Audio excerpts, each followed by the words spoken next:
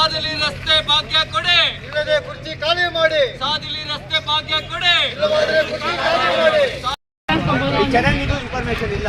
ಇದು ಚರಂಡಿ ಮಾಡ್ತಾ ಇದೀವಿ ಅಂತ ಅವ್ರ ಇಷ್ಟ ಅಂತ ಬಂದು ತೆಗೆದು ಚರಂಡಿ ಮಾಡೋನಲ್ಲ ಆ ಇಕ್ರಿ ರೋಡ್ ಗಡ್ಡ ಕರೆಕ್ಟ್ ಆಗಿ ಮಾಡಿಬಿಟ್ಟು ಒಂದು ನಿಮಿಷ ಮೇಡಮ್, ಯಾವ ಪಂಚಾಯತ್ ಬರಲ್ಲ ಮೇಡಮ್, ಯಾರು ಬರಲ್ಲ. ಈ ದಿನ ಮಾಡಂಗಿದ್ರೆ ಮಾಡ್ರ, ಬರಂಗಿಲ್ಲ ಬರ್ಲಿಲ್ಲ, ಇಲ್ಲ ಯಾರು ಬರ್ಬೇಡ್ರ. ಹಂಗೆ ಎಲ್ಲ ಯಾರು ಅಲ್ಲೇ ಸತ್ತೋಗ್ಲಿ. ಜನಪ್ರತಿನಿಧಿಗಳೇ, ಅಧಿಕಾರಿಗಳೇ, ನಮ್ಮ ರಸ್ತೆ ಸಮಸ್ಯೆ ಬಗೆಹರಿಸಿ ಎಂದು ಸಾದಲಿ ಗ್ರಾಮದಲ್ಲಿ ಅನಿರ್ದಿಷ್ಟಾವಧಿ ಅಹೋರಾತ್ರ ಧರಣಿ. ಹಲವು ವರ್ಷಗಳಿಂದ ಸಾದಲಿ ಮುಖ್ಯ ರಸ್ತೆ ಅಗಲೀಕರಣ ಬಗ್ಗೆ ಹೋರಾಟಗಳು ನಡೆಯುತ್ತಿದ್ದರೂ ಇದುವರೆಗೂ ಜನಪ್ರತಿನಿಧಿಗಳಾಗಲಿ ಅಧಿಕಾರಿಗಳಾಗಲಿ ಗಮನ ಹರಿಸದೇ ಇರುವುದು ನಿಜಕ್ಕೂ ಸಾದಲಿ ಭಾಗ ಜಿಲ್ಲೆಯಲ್ಲಿಯೋ ಅಥವಾ ತಾಲೂಕಲ್ಲಿದೆಯೋ ಅಥವಾ ನಮ್ಮ ದೇಶ ಬಿಟ್ಟು ಪಾಕಿಸ್ತಾನದಲ್ಲಿದೆಯೋ ಎಂಬುದು ಗೊತ್ತಾಗ್ತಾ ಇಲ್ಲ. ಏಕೆ ಇಷ್ಟೊಂದು ಮಲತಾಯಿ ಧೋರಣೆ ಮಾಡುತ್ತಿದ್ದಾರೆ ಎಂಬುದು ಗೊತ್ತಾಗ್ತಾ ಇಲ್ಲ ಎಂದು ಬಿಜೆಪಿ ಮುಖಂಡ ಸಿಕಲ್ ಆನಂದಗೌಡ ಆಕ್ರೋಶ ವ್ಯಕ್ತಪಡಿಸಿದರು. ಶಿಡ್ಲಘಟ್ಟ ತಾಲೂಕಿನ ಸಾದಲಿ ಅಂಬೇಡ್ಕರ್ ಪ್ರತಿಮೆ ಮುಂಭಾಗ ಪೆರೇಸಂದ್ರ ಸಾದಲಿ ಮಾರ್ಗದ ಲೋಕೋಪಯೋಗಿ ಇಲಾಖೆ ವ್ಯಾಪ್ತಿಯ ರಸ್ತೆಗೆ ಅಗಲೀಕರಣ ಜ್ವಲಂತ ಸಮಸ್ಯೆಗಳ ಬಗ್ಗೆ ಹಾಗೂ 4.20 ಕಿಲೋಮೀಟರ್ ರಸ್ತೆ ಅಭಿವೃದ್ಧಿಗಾಗಿ ಹಮ್ಮಿಕೊಂಡಿದ್ದ ಅನಿರ್ದಿಷ್ಟಾವಧಿ ಅಹೋರಾತ್ರ ಧರಣಿ ಸತ್ಯಾಗ್ರಹದಲ್ಲಿ ಭಾಗವಹಿಸಿ ಅವರು ಮಾತನಾಡಿದರು.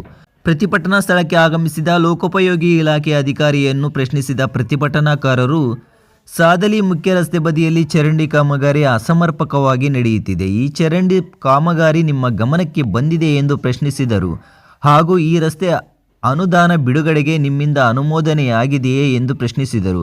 ಇದಕ್ಕೆ ಉತ್ತರಿಸಿದ ಲೋಕೋಪಯೋಗಿ ಇಲಾಖೆ ಅಧಿಕಾರಿ, ನಮಗೆ ಇದು ಯಾವುದೂ ಗಮನಕ್ಕೆ ಬಂದಿಲ್ಲ ಎಂದು ಉಡಾಫೆ ಉತ್ತರ ನೀಡಿದರು. ಜಿಲ್ಲಾ ಮುಖ್ಯ ರಸ್ತೆಯು ಹೊಸದಾಗಿ ಡಾಂಬರೀಕರಣವಾಗದೆ ಅಭಿವೃದ್ಧಿಯಾಗದೆ ಹಲವಾರು ದಶಕಗಳಿಂದ ಹಿಂದುಳಿದಿದೆ. ಈ ರಸ್ತೆ ವಿಚಾರದಲ್ಲಿ ಪ್ರತಿಭಟನೆ, ಚುನಾವಣೆ ಬಹಿಷ್ಕಾರ ಹಾಗೂ ಮಾನ್ಯ ಮುಖ್ಯಮಂತ್ರಿಗಳಿಂದ ಹಿಡಿದು ಪಂಚಾಯಿತಿ ಅಭಿವೃದ್ಧಿ ಅಧಿಕಾರಿಗಳ ಸಹಿತ ಲೋಕೋಪಯೋಗಿ ಇಲಾಖೆಯ ಕೆಳ ಹಂತದ ಅಧಿಕಾರಿಗಳಿಂದ ಹಿಡಿದು ವಿಧಾನಸೌಧದ ಮೇಲಧಿಕಾರಿಗಳವರೆಗೂ ನಿರಂತರ ಮನವಿ ನೀಡಿದರೂ ಯಾರಿಂದಲೂ ನಮಗೆ ಪ್ರತಿಫಲ ಸಿಕ್ಕಿಲ್ಲ. ಆದ್ದರಿಂದ ಈ ಧರಣಿಯನ್ನು ಮುಂದುವರಿಸುತ್ತಿದ್ದೇವೆ ಎಂದು ಪ್ರತಿಭಟನಾಕಾರರು ಆಕ್ರೋಶ ವ್ಯಕ್ತಪಡಿಸಿದರು.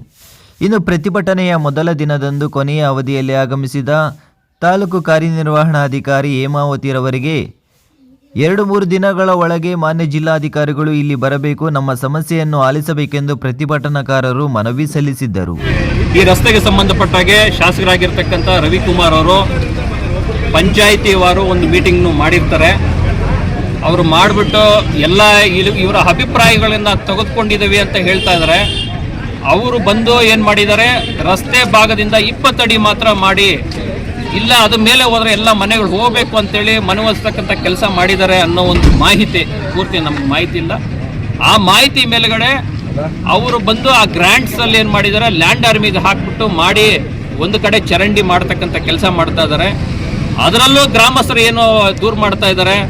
ಶಾಸಕರು ಬಂದು ಹೇಳಿದಾರಲ್ವಾ 20 ಅಡಿ ಆ 20 ಅಡಿನೂ ಸರಿಯಾಗಿ ಬಿಡ್ತಾ ಇಲ್ಲ ಇವರು. ಆ 20 ಅಡಿ ಒಳಗಡೆನೆ ಚರಂಡಿ ಹಾಕ್ತಾ ಇದ್ದಾರೆ. ಇನ್ನು 4 ಅಡಿ ಚರಂಡಿ ಅಗಲ ಹೋದ್ರೆ 2 ಕಡೆ 8 ಅಡಿ ಹೋಯ್ತು ಅಂತೇಳಿ ಇನ್ನು ಉಳಿಯೋದು 30-32 ಅಡಿ. ಯಾವುದೇ ಕಾರಣಕ್ಕೂ ಅದು ಸೊಲ್ಯೂಷನ್ ಅಲ್ಲ. ಹೆವಿ ವೆಹಿಕಲ್ಸ್ ಏನಾದರೂ ಪಾಸ್ ಆಗಬೇಕಾದ್ರೆ ಆ ಕಡೆಯಿಂದ ಏನಾದ್ರು ಬಂತು ಅಂದರೆ ಮತ್ತೆ ನಿಲ್ತಕ್ಕಂಥ ಕೆಲಸ ಆಗ್ತದೆ. ದಯಮಾಡಿ ಅದನ್ನು ಮಾಡಬಾರ್ದು ಅನ್ನೋದನ್ನು ಹೇಳ್ತಾ ಇದ್ದಾರೆ. ಶಾಸಕರು ಸರ್ಕಾರಕ್ಕೆ ಒತ್ತಡವನ್ನು ಹಾಕಿದ್ದಾರೆ. ಆದರೆ ಈಗ ಇರ್ತಕ್ಕಂಥ ಸರ್ಕಾರ ನರಸತ್ತ ಸರ್ಕಾರ. ಯಾವುದೇ ಒಂದು ಕರೆಕ್ಟಾಗಿರೋ ಸ್ಯಾಲ್ರಿಗಳು ಅಂದರೆ RIಗಳಿಗಾಗಲಿ PDOಗಾಗಲಿ ನೀವು ನೋಡ್ತಾ ಇದ್ರೆ ಎಲ್ಲ ಕಡೆನೂ ಅವರು ಪ್ರತಿಭಟನೆಯಲ್ಲಿ ಕೂತಿದ್ದಾರೆ. ಅವರು ಫುಲ್ಫಿಲ್ ಮಾಡ್ತಾ ಇಲ್ಲ.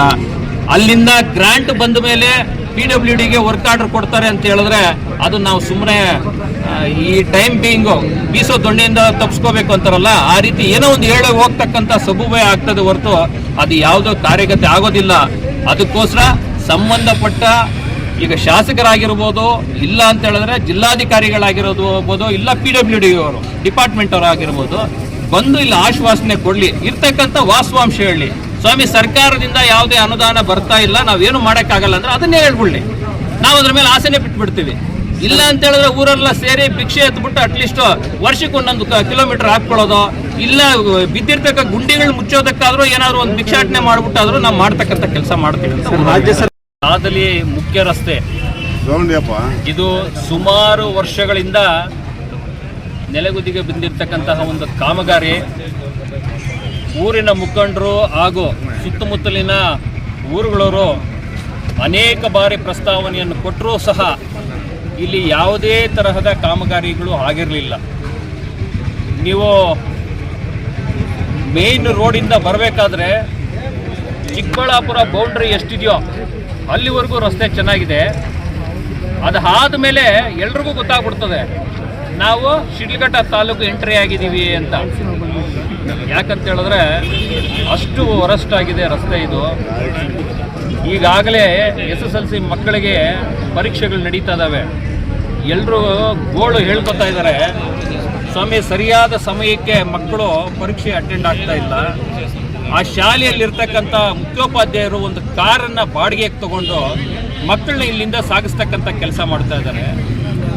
ಗೌರ್ಮೆಂಟ್ ಬಸ್ ಅನುಕೂಲ ಇದ್ರೇನು ಆ ನಿರ್ವಾಹಕರು ಯಾವುದೇ ಕಾರಣಕ್ಕೂ ಈ ರಸ್ತೆಯಲ್ಲಿ ನಾವು ಬರೋದಿಲ್ಲ, ನಿಮ್ಮ ಸಾದಲಿ ಗ್ರಾಮದಲ್ಲಿ ಏನಾದ್ರು ಬಂದರೆ ನಮ್ಮ ಬಸ್ಸುಗಳು ಮೂನೇ ಆಗೋದಿಲ್ಲ, ಆ ರೀತಿಯಾಗಿ ವರಷ್ಟಾಗಿದೆ, ಹಂಗಾಗ್ಬಿಟ್ಟು ನಿಮ್ಮ ಗ್ರಾಮಕ್ಕೆ ನಮ್ಮ ಬಸ್ ಬರೋದಿಲ್ಲ ಅಂತ ಹೇಳ್ಬಿಟ್ಟು ಅವರು ಸಾದಲಿ ಗ್ರಾಮದ ರಸ್ತೆಯನ್ನು ಬಹಿಷ್ಕಾರ ಮಾಡಿದ್ದಾರೆ. ಯಾರು? ಗೌರ್ಮೆಂಟ್ ಬಸ್ ಅವರು. ರಾತ್ರಿ ಹೊತ್ತು 7 ಗಂಟೆ 8 ಗಂಟೆಗೆ ಮೇನ್ ರೋಡ್ ಎಲ್ಲೋ ಅಲ್ಲಿ ಒಂದೂವರೆ ಕಿಲೋಮೀಟರ್ ಆ ಕಡೆ ಇಳಿದು ಹೆಣ್ಮಕ್ಳೆಲ್ಲ ನಡ್ಕೊಂಡು ಬರಬೇಕಾದ್ರೆ ಸುಮಾರು ಕಳ್ಳತನಗಳು ಸಹ ಆಗಿದ್ದಾವೆ. ಯಾವುದೇ ಬಸ್ಸು ಊರೊಳಗಡೆ ಬರ್ತಾ ಇಲ್ಲ. ಅದಾದಮೇಲೆ ಒತ್ತಡಗಳ ಮೇಲೇನೂ ಕಾಟಾಚಾರಕ್ಕೆ ಅಂದಾಗೆ ಈ ಕಾಮಗಾರಿ ಶುರು ಮಾಡ್ತಾರೆ. ಒಂದು ಕಡೆ ನೋಡಿದ್ರೆ 18 ಅಡಿ ಇದೆ, ಒಂದು ಕಡೆ 16 ಅಡಿ ಇದೆ, ಒಂದು ಕಡೆ 20 ಅಡಿ ಇದೆ. ಎಲ್ಲೂ ಸಹ ಮೆಜರ್ಮೆಂಟ್ ಇಲ್ಲ. ಒಂದು ಜಂಟಿ ಸರ್ವೆ ಆಗಿರುತ್ತೆ, ಮಧ್ಯದ ರೋಡಿಂದ ಆ ಕಡೆ 40 ಅಡಿ ಈ ಕಡೆ 40 ಅಡಿ ಅಂತ ಹೇಳ್ಬಿಟ್ಟು ಆ ಪ್ರಸ್ತಾವನೆಯನ್ನು ಏನು ಜಂಟಿ ಸರ್ವೆ ಆಗಿದೆ ಆ ಪ್ರಸ್ತಾವನೆಯನ್ನು ಸರ್ಕಾರಕ್ಕೆ ಕಳಿಸ್ತಕ್ಕಂಥ ಕೆಲಸ ಯಾವೊಬ್ಬ ಅಧಿಕಾರಿ ಆಗಲಿ ಪ್ರತಿನಿಧಿ ಆಗಲಿ ಇಲ್ಲಿಂದ ಮಾಡಿಲ್ಲ. ಇವರು ಇಲ್ಲೇ ಏನು ಮಾಡಿದರೆ ಪಂಚಾಯಿತಿ ವಾರಲ್ಲಿ ಎಲ್ಲೋ ಒಂದು ಮನೆಯಲ್ಲಿ ಕೂತ್ಕೊಂಡು ಪಂಚಾಯಿತಿ ರೆಸೊಲ್ಯೂಷನ್ ಮಾಡ್ಕೊಂಡಿದ್ದಾರೆ. ಕೇವಲ ಮಧ್ಯ ರೋಡಿಂದ 20 ಅಡಿ ಆ ಕಡೆ 20 ಅಡಿ ಈ ಕಡೆ ಅಂತ ಹೇಳ್ಬಿಟ್ಟು ಅದು ಸಹ 20 ಅಡಿ ಆಗ್ತಾ ಇಲ್ಲ. ಅದು ಕೆಲವು ಕಡೆ 18 ಅಡಿ ಇದೆ, ಕೆಲವು ಕಡೆ 16 ಅಡಿ ಇದೆ. ಇಲ್ಲಿ ಮಾಡ್ತಾ ಇರ್ತಕ್ಕಂಥ ಕೆಲಸ ಲ್ಯಾಂಡ್ ಆರ್ಮಿ ಮಾಡ್ತಾ ಇದೆ ಅಂತ ಹೇಳಿದ್ರೆ, ಇದು PWD ರಸ್ತೆ ಆಗಿದ್ರು ಲ್ಯಾಂಡ್ ಆರ್ಮಿ ಅವ್ರು ಮಾಡ್ತಾ ಇದ್ದಾರೆ. ಲ್ಯಾಂಡ್ ಆರ್ಮಿ ಅವ್ರಿಗೆ ಏನು ಇನಿಷಿಯೇಷನ್ ತಗೊಂಡಿದ್ದಾರೆ ನಮ್ಗೆ ಅರ್ಥ ಆಗ್ತಾ ಇಲ್ಲ. ಅವ್ರನ್ನ ಕರೆ ಮಾಡಿ ಕೇಳಿದ್ರೆ ಹೌದು ಸರ್ ಒಂದು 150 ಮೀಟರ್ ಕೊಟ್ಟಿದ್ದಾರೆ ಅಂತ. 150 ಮೀಟ್ರಲ್ಲಿ ಬರೀ ಕಾಲ್ ಭಾಗ ಆಗೋದಿಲ್ಲ ಇದು ಚರಂಡಿ, ಇನ್ನು ಮಿಕ್ಕ ಚರಂಡಿನ ಯಾವ ರೀತಿ ಮಾಡ್ತಾರೆ? ಗ್ರಾಮಸ್ಥರೆಲ್ಲ ಮಾಡ್ತಾ ಇರ್ತಕ್ಕಂಥ ಡಿಮ್ಯಾಂಡ್ ಏನಂತ ಹೇಳಿದ್ರೆ ನಮಗೆ ರಸ್ತೆ ಮಾಡ್ತಾ ಇದ್ದಾರೆ, ಅದು ವರ್ಷಾನುಗಟ್ಲೆ ಆದಮೇಲೆ ಈ ಕಾಮಗಾರಿಯನ್ನು ಎತ್ಕೊಂಡಿದ್ದಾರೆ. ಸಂತೋಷ ಸಮಯ ಮಾಡ್ತಕ್ಕಂಥದನ್ನ ಕರೆಕ್ಟಾಗಿ ಒಂದೇ ಸರಿ ಮಾಡ್ಬಿಡಿ. ನಮಗೇನು 80 ಅಡಿ ರಸ್ತೆ ಬೇಡ, 40 ಅಡಿನೇ ಇರಲಿ. ಆ 40 ಅಡಿ ಇಂಟರ್ನಲ್ ಇರ್ತಕ್ಕಂಥ ರಸ್ತೆ ಬಿಟ್ಟು ಆ ಕಡೆ ಈ ಕಡೆ ಚರಂಡಿ ಮಾಡಿ ಅನ್ನೋದನ್ನ ಹೇಳ್ತಾ ಇದ್ದಾರೆ. ಇನ್ನೂ ಕೆಲವರು ಬಂದು ಹೇಳ್ತಾ ಇದ್ದಾರೆ, ಸ್ವಾಮಿ ನನಗಿರ್ತಕ್ಕಂಥ ಅದು ಒಂದೇ ಒಂದು ಮನೆ, ಆ ಮನೆನೂ ನಾನು ಬಿಟ್ಕೊಟ್ಬಿಡ್ತೀನಿ, ನನಗೇನೋ ಸರ್ಕಾರದಿಂದ ಬದುಕಲಿಕ್ಕೆ ಏನಾದರೂ ಒಂದು ಅವ್ಯವಸ್ಥೆ ಮಾಡ್ಬೋದಾ ಅನ್ನೋದನ್ನು ಅವರು ಮಾಡ್ತಾ ಇದ್ದಾರೆ. ನಾವು ಖಂಡಿತವಾಗಿ ಅದನ್ನೆಲ್ಲ ಕನ್ಸಿಡರ್ ಮಾಡಬೇಕಾಗ್ತದೆ. ಪಾಪ ಎಲ್ಲ ಬಡ ಜನಗಳಿದ್ದಾರೆ, ರೈತಾಪಿ ಬಾಂಧವರಿದ್ದಾರೆ, ಅವರೆಲ್ಲ ಇರ್ತಕ್ಕಂಥ 100 ವರ್ಷಗಳಿಂದ ಬದುಕಾಗ್ತಾ ಮನೆಯನ್ನ ಒಡೆದಾಕಿ ನಾವು ರಸ್ತೆ ಮಾಡ್ತಕ್ಕಂಥದ್ದು ಸರಿಯಲ್ಲ. ಅವರಿಗೆ ಸೇರ್ತಕ್ಕಂಥ ಒಂದು ಏನು ಪರಿಹಾರ ಇದೆ ಅದನ್ನ ಸಂಬಂಧಪಟ್ಟ ಜಿಲ್ಲಾಧಿಕಾರಿಗಳು ದಯವಿಟ್ಟು ಇಲ್ಲಿಗೆ ಬಂದು ಅದನ್ನ ಘೋಷಣೆ ಮಾಡಬೇಕು. ಈ ರಸ್ತೆಯನ್ನ ಮಾಡೋದನ್ನ ವೈಜ್ಞಾನಿಕವಾಗಿ ಯಾವ ರೀತಿ ಇರಬೇಕು, ಜಂಟಿ ಸರ್ವೆ ಏನಾಗಿದೆ ಗ್ರಾಮಸ್ಥರ ಸಮ್ಮುಖದಲ್ಲಿ ಅವರು ಎಷ್ಟು ದಿನದಲ್ಲಿ ಕಾಮಗಾರಿನ ಮುಗಿಸ್ತೀವಿ ಅಂತಕ್ಕಂಥ ಒಂದು ಪ್ರಸ್ತಾವನೆಯನ್ನು ಹೇಳಬೇಕು ಅಂತೇಳಿ ಇವತ್ತಿನ ದಿವಸ ಗ್ರಾಮಸ್ಥರೆಲ್ಲ ಇಲ್ಲಿ ಧರಣಿಯನ್ನ ಕೂತಿದ್ದೀವಿ.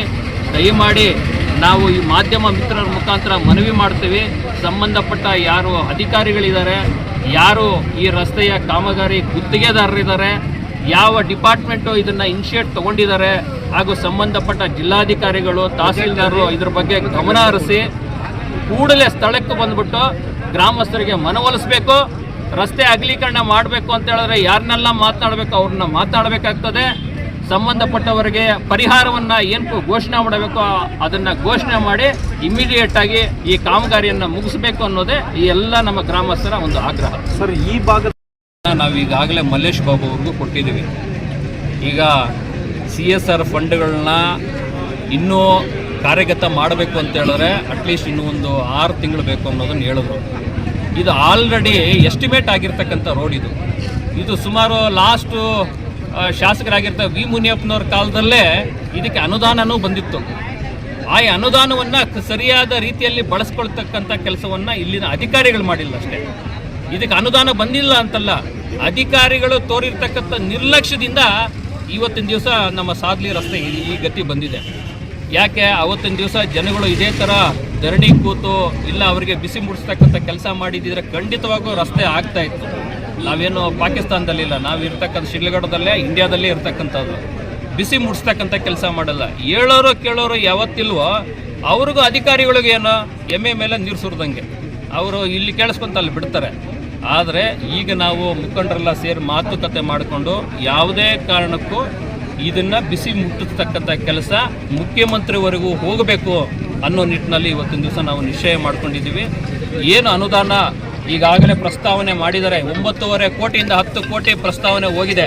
ಅದನ್ನು ಎಷ್ಟು ದಿನದಲ್ಲಿ ಬರುತ್ತೆ ಅದನ್ನು ಒಂದು ಅಶ್ಯೂರೆನ್ಸ್ ಕೊಡಬೇಕು. ಫಂಡ್ ಇರುತ್ತೆ, ಅದು ಬಜೆಟಲ್ಲಿ ಅಲೋಕೇಟ್ ಆದಮೇಲೆ ಆ ಬಜೆಟಲ್ಲಿ ಇರ್ತದೆ.